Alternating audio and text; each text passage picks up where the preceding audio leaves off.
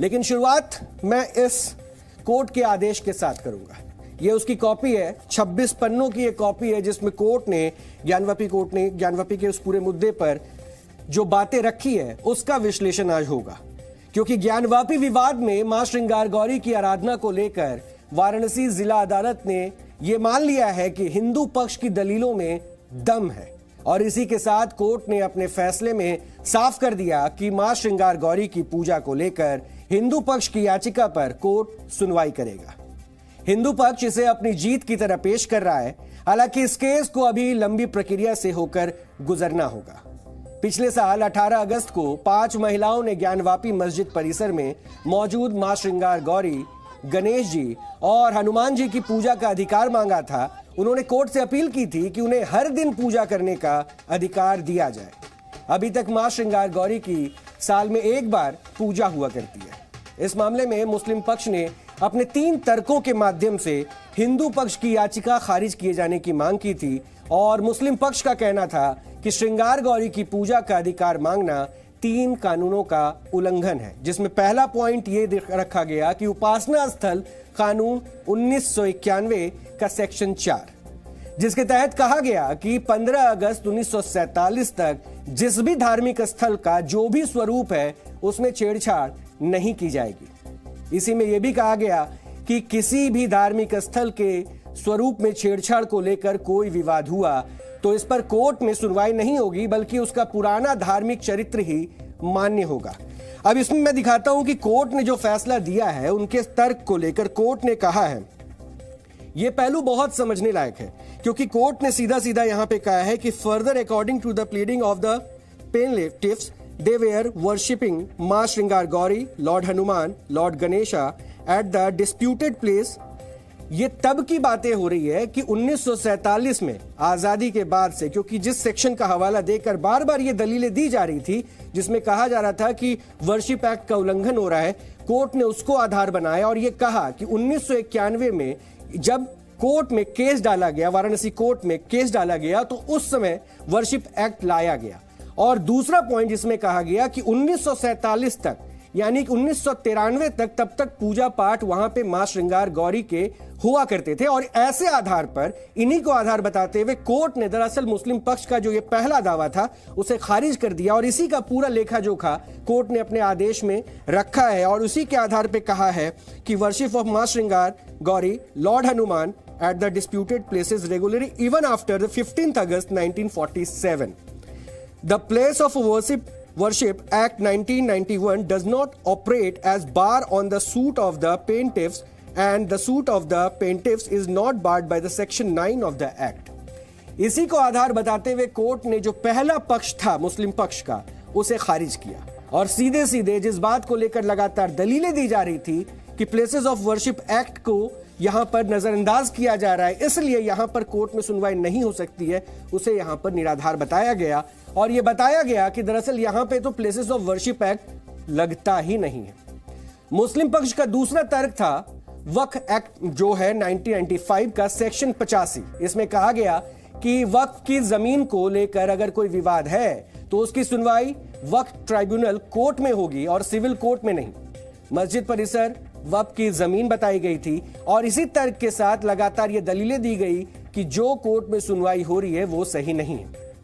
और तीसरा तर्क था यूपी काशी विश्वनाथ मंदिर एक्ट 1983 को लेकर। इसमें कहा गया कि काशी विश्वनाथ मंदिर की ओर से नई संपत्ति का अधिग्रहण करने के लिए राज्य सरकार की अनुमति चाहिए और यह तर्क इसलिए भी दिया गया क्योंकि याचिकाकर्ता पूजा की अनुमति कोर्ट से मांग रही थी। और इसी में आखिरी पन्ने पर इसी पॉइंट को लेकर भी फैसला है जिसमें कहा गया कि in view of the above discussion and analysis I have come to the conclusion that the suit of the plaintiffs is not barred by the Places of Worship Act, जिसका पहला प्रावधान मैंने बताया कि Places of Worship Act यहां पे applicable नहीं हुआ। दूसरा 1991 act number 42 of 1991, the Waqf act 1995 and the UP Shri Kashi Vishwanath temple act 1983 and the application 35C filed by the defendant number 4 is liable to be dismissed। इन तीनों आधारों को सीधे सीधे कोर्ट ने खारिज कर दिया और मुस्लिम पक्ष ने इन 3 तर्कों के माध्यम से मां श्रृंगार गौरी की पूजा की याचिका को खारिज करवाने की कोशिश की थी, लेकिन जिला अदालत ने तीनों ही तर्कों को खारिज कर दिया और कोर्ट ने तीनों दलीलों पर बारी बारी से अपने तर्क भी दिए, जिन तर्कों को मैंने अभी आपके सामने रखा भी। वैसे उपासना स्थल कानून 1991 के सेक्शन 4 को लेकर कोर्ट ने कहा कि याचिकाकर्ता सिर्फ ज्ञानवापी के अंदर पूजा अर्चना की इजाजत मांग रहे हैं और वर्ष 1993 तक वो वहां पर मां श्रृंगार गौरी, भगवान गणेश, हनुमान जी की पूजा अर्चना करते रहे हैं और वर्ष 1993 के बाद प्रशासन ने रोजाना पूजा अर्चना करने पर पाबंदी लगा दी और साल में एक बार पूजा की इजाजत दी। ऐसे में साफ है कि 15 अगस्त 1947 यानी कि उपासना स्थल कानून 1991 के नियम के बावजूद यहां पूजा होती रही है, इसलिए उपासना स्थल कानून 1991 इस केस की सुनवाई में लागू नहीं है। वहीं वक्फ एक्ट 1995 के सेक्शन 85 को लेकर कोर्ट ने यह कहा कि याचिकाकर्ता गैर मुस्लिम है, इसलिए मामला वक्फ ट्राइब्यूनल नहीं बल्कि सिविल कोर्ट सुन सकता है। यानी जो दावे किए गए कि ये पूरा का पूरा वक्फ कोर्ट में होना चाहिए, वहां पे उसे निराधार बताया गया।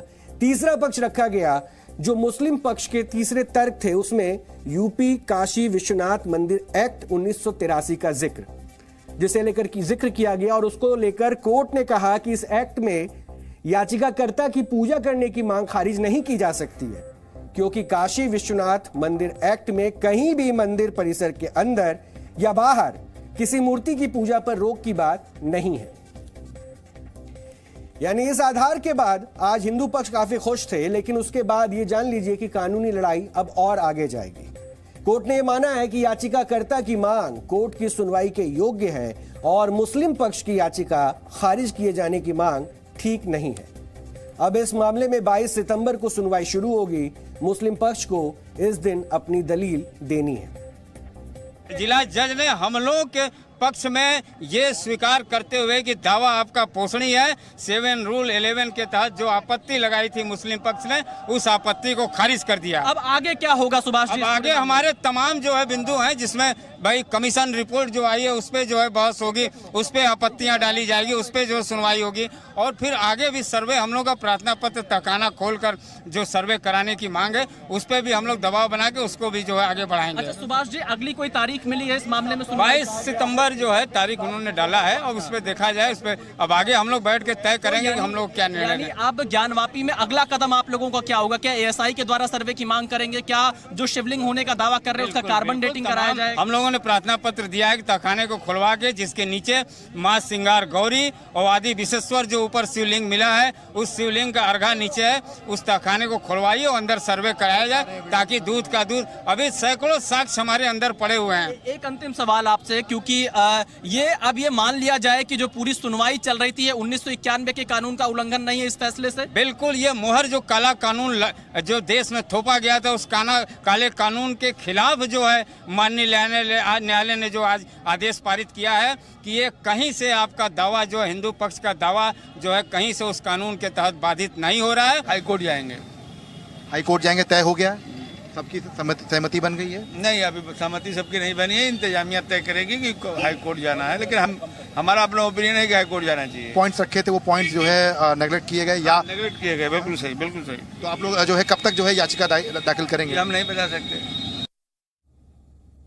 यानी मुस्लिम पक्ष अब सीधे हाईकोर्ट जाने की तैयारी में है। वैसे वाराणसी जिला अदालत ने सुनवाई किए जाने का फैसला देकर हिंदू पक्ष के लिए कई रास्ते भी खोल दिए। हिंदू पक्ष की माने तो यह मामला अब आगे बढ़ता ही जाएगा। श्रृंगार गौरी केस में सुनवाई शुरू होना ज्ञानवापी केस के असल मकसद का ट्रिगर पॉइंट है और यहां से अब यह केस कई ऐसी दिशाओं में बढ़ेगा जहां से उसको नए आयाम मिलेंगे। श्रृंगार गौरी की पूजा का अधिकार अभी कई ऐसी परतों से गुजरेगा जिसमें ज्ञानवापी के इतिहास को टटोला जाएगा, सबूत खंगाले जाएंगे, सर्वे की रिपोर्ट रखी जा सकती है। अगर ऐसा हुआ तो यह मामला कई टेढ़े मेढ़े रास्तों से होकर गुजरेगा। सबसे पहले हम आपको समझाते हैं कि मां श्रृंगार गौरी का मामला दरअसल है क्या, क्योंकि इसी के जरिए अब आप समझेंगे कि आगे क्या हो सकता है। 18 अगस्त 2021 को 5 महिलाओं ने वाराणसी की एक अदालत में याचिका दाखिल की और याचिका में मां श्रृंगार गौरी, गणेश जी, हनुमान जी, आदि विश्वेश्वर, नंदी जी और मंदिर परिसर में मौजूद देवी देवताओं के दर्शन, पूजन और भोग की मांग की गई थी। महिलाओं ने दावा किया कि ये देवी देवता प्लॉट नंबर 9130 में मौजूद हैं और ये काशी विश्वनाथ कॉरिडोर से सटा हुआ है। ये भी मांग की गई कि देवी देवताओं की मूर्तियों को नुकसान पहुंचने से रोका जाए और इसी याचिका में एडवोकेट कमिश्नर के माध्यम से देवी देवताओं की मूर्तियों के अस्तित्व को सुनिश्चित किए जाने की भी मांग की गई थी। यह मामला देखने में केवल पूजा के अधिकार से जुड़ा नजर आता है, लेकिन इस मामले का मकसद बहुत बड़ा है। इस मामले के सामने आने के साथ ही कई ऐसे राज खुलते गए जिससे नए विवाद की आधारशिला रखी गई। इस मामले में कोर्ट ने ज्ञानवापी परिसर के सर्वे और वीडियोग्राफी का निर्देश दिया था। यह सर्वे 16 मई से 19 मई के बीच हुआ था और इसमें कई ऐसी चीजें मिली थी जिसने विवाद को लेकर केवल पूजा के अधिकार से बढ़कर मंदिर के होने का भी दावा किया जाने लगा। इस सर्वे में हिंदू धर्म से जुड़े कई प्रतीक मिलने का भी दावा किया गया। आपको वाकया याद होगा, जिस वक्त सर्वे के लिए टीम वहां पहुंचनी थी, वहां पे लगातार सर्वे में बाधा डालने की कोशिश की गई और लगातार उस पर भी सुनवाई हुई और कोर्ट ने सीधे सीधे आदेश दिया था कि सर्वे टीम को अपना काम करने देना चाहिए। और उसके बाद वीडियो रिकॉर्डिंग हुई और सर्वे के कुछ क्लिप्स सामने आए जिसमें एक शिवलिंग नुमा आकृति आती है जिसको बाद में फव्वारा बताया जाता है और वहीं से ये दलीलें तेज हो जाती है कि नंदी का मुख और शिवलिंग की आकृति आमने सामने है और इसी को आधार बनाकर हिंदू पक्ष लगातार उन सबूतों के आधार पर यह दावा करता गया कि ये मंदिर परिसर है, आदि विश्वेश्वर का स्थान है।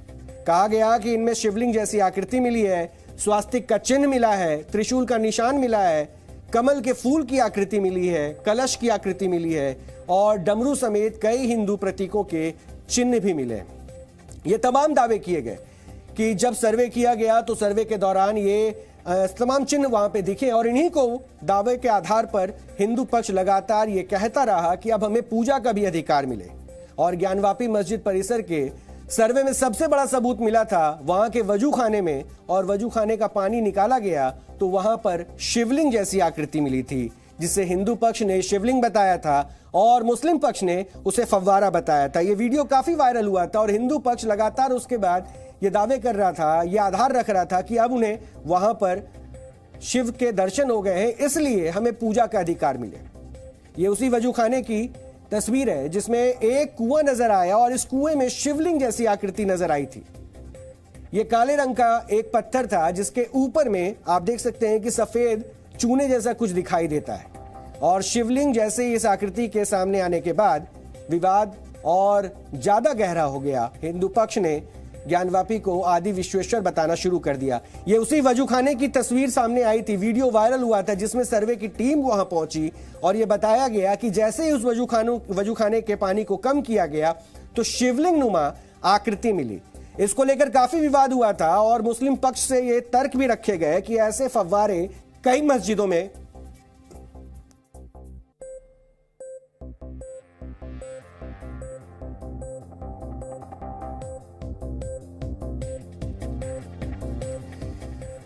और मुस्लिम पक्ष ने उस वक्त ये तर्क दिया कि ऐसे फव्वारे आपको कई मस्जिदों में देखने को मिलेंगे। हालांकि उस वक्त भी लगातार ये तर्क हिंदू पक्ष की तरफ से रखा गया कि इनका आधार क्या है, अगर फव्वारा है तो इसमें पानी के कनेक्शन कहां से किए गए, पाइप कहां है, और उसके अलावा लगातार हिंदू पक्ष ये कहा कि इस पूरे मामले की जांच होनी चाहिए। आज भी तर्क और आज भी दलीलें ये दी गई है कि ASI अब इस पूरे प्रांगण का सर्वे करे और उसके बाद उसी रिपोर्ट के आधार पर भी आगे की कार्रवाई सुनिश्चित हो। आपको याद होगा अयोध्या में भी प्रभु श्री राम के मंदिर से पहले ASI का सर्वे हुआ था और उसी को आधार बताकर कोर्ट में सुनवाई भी आगे बढ़ी थी। हालांकि इसके पीछे हिंदू पक्ष ने नंदी जी के मुख का भी तर्क दिया है। दरअसल काशी विश्वनाथ मंदिर परिसर में स्थित नंदी जी का मुख इसी शिवलिंग की आकृति की ओर था और हिंदू पक्ष, ये जो तस्वीर आप देख रहे हैं, काशी विश्वनाथ में नंदी का मुख उसी शिवलिंग की ओर है और इसी को आधार हिंदू पक्ष बना रहा है। और तर्क है कि नंदी का मुख शिवलिंग की ओर होता है और जिस प्रकार ये नंदी देख रहे हैं वहीं से शिवलिंग जैसी आकृति पाई गई है और इसी को आधार बताते हुए सामने रखा गया कि आप चाहे किसी भी पौराणिक किताबों में या किसी भी हिंदू धर्म के मंदिर में जाएंगे जहां पर शिवलिंग मौजूद है, वहां पे नंदी का मुख हमेशा शिवलिंग के साथ